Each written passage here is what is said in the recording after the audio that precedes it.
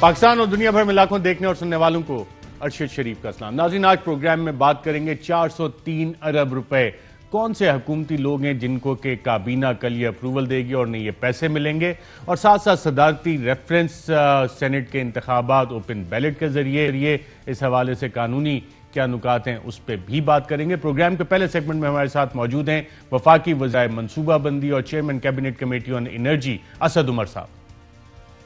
बहुत शुक्रिया वजीर साहब प्रोग्राम में शिरकत करने का। आज कैबिनेट कमेटी ऑन एनर्जी आपने अप्रूव कर दी है आईपीपीज को जो पेमेंट्स होनी है 403 अरब रुपए की। जी, हमने अपनी एंडोर्समेंट कर दी है। जो एमओयू था, जिस एमओयू को कन्वर्ट करना था, एक माहदे होने थे, उस माहदों के लिए जो कमेटी बनी थी उन्होंने अपनी रिपोर्ट पेश की और बुनियादी तौर पे वही जो एमओयू था उसी के ऊपर सिवाय एक कंपनी के 47 में से 46 कंपनीज के साथ उनका इत्तेफाक हो गया है और दो सिर्फ उसके अंदर तब्दीलियां हैं जो एमओयू किया गया था। बाकी बुनियादी तौर पे वही है जो एमओयू पहले काबीना जिसकी मंजूरी दे चुकी थी। और एक कौन सी कंपनी है जिसके साथ मुआहिदा अभी तक पेंडिंग पड़ा है?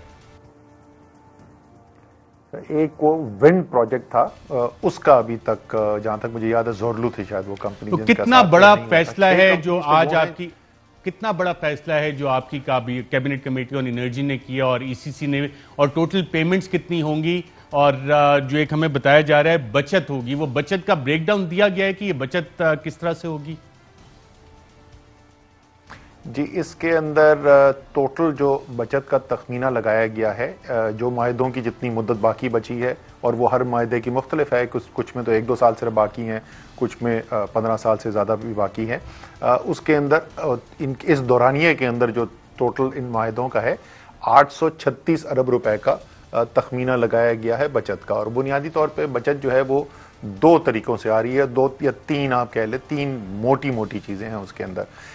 एक तो ये कि जो मुआवजा था, जो रेट ऑफ रिटर्न था जिसके ऊपर ये एग्रीमेंट साइन हुए थे, उसमें उन्होंने कमी के ऊपर इत्तफाक किया है, रजामंदी की है। वो मुख्तलिफ जो माहदे थे, मुख्तलिफ जो डिफरेंट पॉलिसीज थी उसके अंदर मुख्तलिफ रेट्स ऑफ रिटर्न थे, जो भी जहाँ से था उसने एक कमी उसके अंदर एक्सेप्ट की है।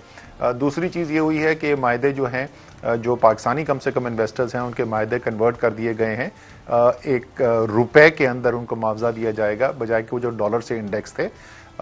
तो वो जो एक जिस तरीके से पहले 2-3 दफ़ा हो चुका है पिछले 10-15 साल के अंदर कि एकदम से जिस वक्त एक करंट अकाउंट क्राइसिस आता है तो रुपया की कदर में तेज़ी से कमी आती है और उससे बहुत ज़्यादा पेमेंट्स बढ़ जाती हैं, तो वो दूसरा मसला हल हुआ जी। तीसरा जो है, जो फ्यूल और ऑपरेटिंग कॉस्ट की मद के अंदर था, तो एक बहुत बड़ी आर्ग्यूमेंट ये होती थी कि जो कॉन्ट्रैक्चुअली यानी माहदे के मुताबिक जो उनको पेमेंट करनी है वो ज़्यादा है, लेकिन एक्चुअल जो उनका अखराजात उस मद में हो रहे हैं वो कम है, तो उसकी जो शेयरिंग है उसके ऊपर भी एग्रीमेंट हो गया। यानी उसमें से कुछ जो फ़र्क है इन दोनों रकूम का वो आईपीपी रख सकेगी और बाकी जो है वो हुकूमत को या टैक्स पेयर को दे दिया जाएगा।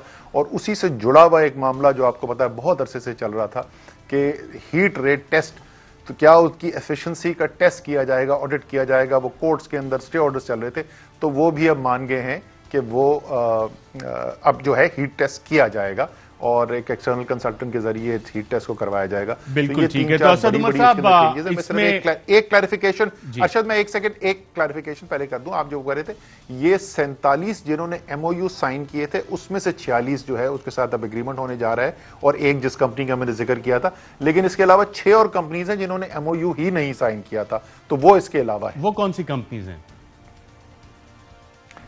वो कंपनीज में उन्होंने 3-4-5 मुख्तलिफ कंपनीज हमें बताई थी। जो कंपनीज जिन्होंने मुआहिदा नहीं किया हुआ अभी तक वो एक अलग हैं, लेकिन जाहिर है ये तो डील सिर्फ उन पे अप्लाई करती है। इसके अंदर वो जो पेमेंट भी होनी है जो सिर्फ उन्हीं कंपनीज को होगी जो इस माहिदा। कल जब आप काबीना में बैठेंगे और ये पेमेंट्स अप्रूव कल ही जा रहा है काबीना में, ये वाला इशू क्योंकि अभी तक के एजेंडे में तो शामिल नहीं है, उसमें तो आगरा चेयरमैन की अपॉइंटमेंट और दीगर इस तरह के मामलात हैं, तो ये एडिशनल आइटम के तौर पर कल पेश होगा।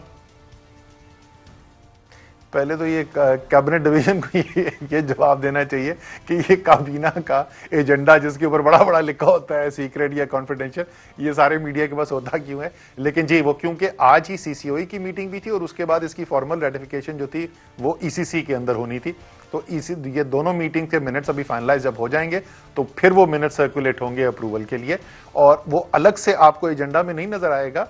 वो वहां पर एजेंडा आइटम जो होगा वो एजेंडा आइटम होगा रेटिफिकेशन ऑफ सीसीओई मिनट्स और रेटिफिकेशन ऑफ ईसीसी मिनट्स। बिल्कुल ठीक है। असद उमर साहब, इसमें पेमेंट्स टोटल कितनी होंगी, क्या ये फिगर सही है? 403 अरब की पेमेंट्स होंगी और उसमें से तकरीबन 161 अरब फौरी अदा कर दिए जाएंगे। तो जब आप काबीना में कल इसको अप्रूव करेंगे तो 161 अरब इन कंपनीज को फौरन दे दिए जाएंगे। कौन कौन सी कंपनीज हैं जिनको ये 161 अरब मिलेंगे? सर ये 403 अरब रुपए की बिल्कुल सही रकम आप बता रहे हैं, और उसमें से 40% जो है उसकी अदायगी पहले होनी है, फौरी तौर पर तो नहीं होगी। इसमें से कुछ कंपनियां ऐसी हैं शुरू की पॉलिसी की जिनकी अदायगी जो है वो तकरीबन 1 माह के बाद हो जाएगी। बाकी जो हैं वो नेप्रा के पास जाएगा रीडिटर्मिनेशन ऑफ टैरिफ के लिए, और जब नेप्रा की टैरिफ डिटर्मिनेशन का प्रोसेस मुकम्मल होगा तो फिर उसके बाद वो अदायगी की जाएगी। और वो पूरी जो 46 कंपनियां जो हैं जिन्होंने, जैसे मैंने आपको बताया 47 कंपनी जिन्होंने एमओयू साइन किया था, उसमें से जोरलू अगर आप और वो भी देखें, हो सकता है कि कल की कैबिनेट मीटिंग तक वो मुआहदा हो जाए, लेकिन अभी तक वो नहीं हुआ था, सीसीओई मीटिंग तक नहीं हुआ था, तो उन सबको फिर ये अदायगी की जाएगी 160 अरब रुपए। उस 160 अरब रुपए में भी कैश अदायगी जो है वो 1/3 हिस्सा है।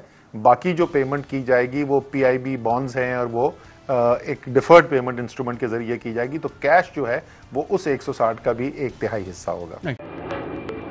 Fly with PIA and save gold. Register now.